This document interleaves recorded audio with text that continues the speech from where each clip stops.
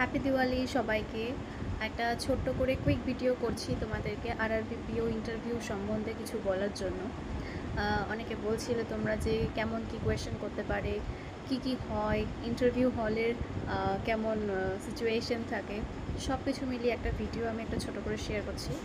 Like তুমি যখন আরআরবিপিও ইন্টারভিউয়ের জন্য যাচ্ছ, তার মানে এটা ভেবো না যে শুধুমাত্র তোমাকে আরআরবি রিলেটেডই কোয়েশ্চেন করবে। যদি আমার কথা বলি, তো আমার পুরো ইন্টারভিউটা হিন্দি ল্যাঙ্গুয়েজে হয়েছিল, কোনো বাংলার কোনো কিছুই ছিল না। হ্যাঁ, তুমি যদি চাও তো তুমি ওদেরকে বলে নিতে পারো যে আমি বাংলাতে বলতে চাই, তাহলে ওরা পারমিশন দিলে অবশ্যই দেবে, কারণ ল্যাঙ্গুয়েজটা ম্যাটার করে না, তোমার স্পিকিং কোয়ালিটিটাই ম্যাটার করে। তো আমি হিন্দিতে ফ্লুয়েন্ট ছিলাম, তো আমি হিন্দিতেই বলেছি।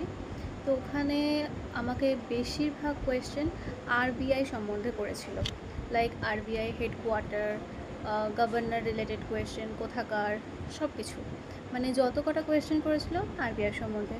আর 2-3টে ইন্টেলেকচুয়াল কোয়েশ্চেন করেছিল, লাইক বিসি নিয়ে কোয়েশ্চেন করেছিল, বিজনেস করেসপন্ডেন্ট।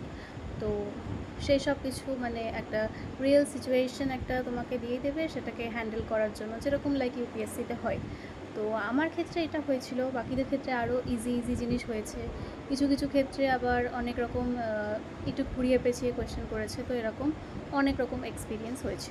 তো যাই হোক, ইন্টারভিউয়ের জন্য ঘাবড়ানোর কোনো দরকার নেই। আমাকে যা কোয়েশ্চেন করা হয়েছিল পার্টিকুলারলি মোটামুটি 10 থেকে 12টা মতো কোয়েশ্চেন করেছিল। আর আমার টোটাল ইন্টারভিউটা 15 থেকে 20 মিনিট মতো চলছিল।